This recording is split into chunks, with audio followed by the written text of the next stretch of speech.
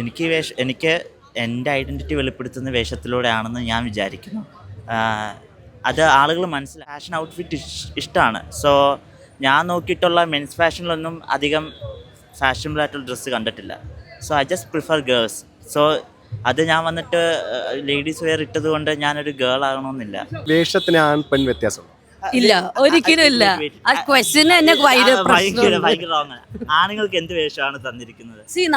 നമ്മളുടെ ഹിസ്റ്ററി നോക്കുവാണെങ്കിൽ തന്നെ ശരിക്കും ബ്രിട്ടീഷുകാർ വരുന്നതിന് മുമ്പ് നമ്മളങ്ങനെ ആൺപെൺ വ്യത്യാസത്തിൽ വസ്ത്രങ്ങൾ ഒരിക്കലും നോക്കാത്തൊരു നാടാണ്. ഞാൻ പറയണില്ല നമ്മുടെ നാട്ടിൽ വേറെ പ്രശ്നമൊന്നുമില്ലെന്നല്ല പറയണേ. നമ്മുടെ നാട്ടിൽ വേറെ കുറേ പ്രശ്നമുണ്ട്.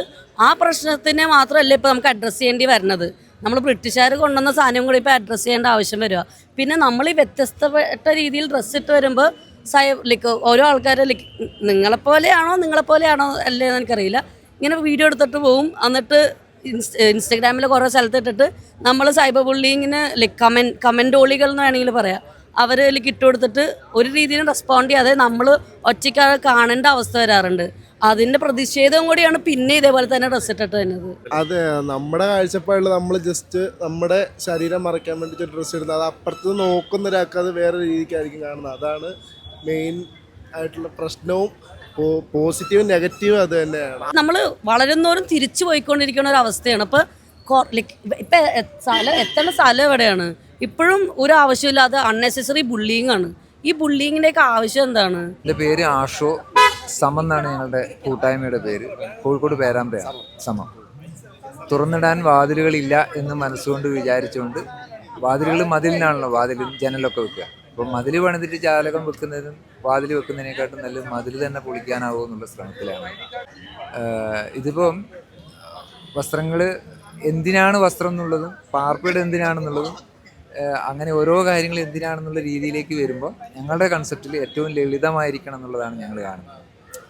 അപ്പോൾ ഏറ്റവും ലളിതമായിട്ടും സമഗ്രമായിട്ടും അവബോധത്തോടു കൂടിയും ജീവിക്കാനുള്ള ശ്രമത്തിലാണ് സമം. നമ്മളത് എല്ലാത്തിനെയും അങ്ങനെയാണ് കാണുന്നത്. അപ്പോൾ വസ്ത്രം ഏറ്റവും സിമ്പിളായിട്ട് ആവുക, ആർഭാടങ്ങളും ദൂർത്തും ഒക്കെ ഒഴിവാക്കിക്കൊണ്ട് പ്രകൃതിയുടെ ധാർമ്മികത എന്ന് പറഞ്ഞാൽ അത്യാവശ്യത്തിന് മാത്രം എന്നുള്ളതാണ്. എന്നെ സംബന്ധിച്ചിടത്തോളം ഞാൻ എൻ്റെ ഡ്രസ്സിലൂടെ ഒരു ആർട്ട് ക്രിയേറ്റ് ചെയ്യണമെന്ന് ആഗ്രഹിക്കുന്ന ഒരാളാണ്. ഒരു ഫുൾ ഔട്ട്ഫിറ്റ് സ്റ്റൈൽ ചെയ്യുക എന്ന് പറയുന്നത് ടേക്സ് എഫേർട്ട്. അപ്പോൾ അങ്ങനെ ഒത്തിരി പേരെ കാണുന്നൊരു സ്ഥലമാണ് IFFK. അപ്പോൾ ആ ഒരു സ്വാതന്ത്ര്യം ഞാനിവിടെ, ഇറ്റ്സ് ഓൾവേസ് ലൈക്ക് മ്യൂസിക് ഉണ്ട്, മൂവീസ് ഉണ്ട്, it's A form of art here മൊത്തത്തിൽ.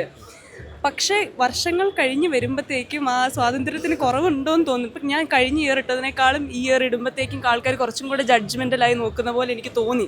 പണ്ട് IFFK ഒരു 2 year back 3 year back ഞാൻ വന്ന സമയത്ത് വെരി ഓപ്പൺ ആയിരുന്നു. People would never judge one's cloth. അതും ഒരു ഫോം ഓഫ് എക്സ്പ്രഷനാണ് ഞാൻ പറഞ്ഞ പോലെ. പക്ഷേ ഇപ്രാവശ്യം അങ്ങനെ തോന്നിയില്ല എനിക്ക്. But still it's an open. പഴയ കാലങ്ങളിലേക്ക് തിരിഞ്ഞു പോകുന്ന ഒരു തെറ്റാണെന്ന് ഞാൻ പറയില്ല. പക്ഷെ അത് ഈ ജഡ്ജ്മെൻ്റൽ എന്ന് പറയുന്നൊരു സാധനം തന്നെ നെഗറ്റീവ് വേർഡായിട്ട് നമ്മൾ യൂസ് ചെയ്യുന്നത്. അങ്ങനത്തെ നെഗറ്റീവ് കാര്യങ്ങളിലേക്ക് പോകാത്തിടത്തോളം കാലം ഇറ്റ്സ് ഗുഡ്. പക്ഷേ ഇപ്പോൾ നമ്മൾ we are judging people based on their outfit when it should be just an expression of art എന്നുള്ള സാധനം. അത് I would say is negative.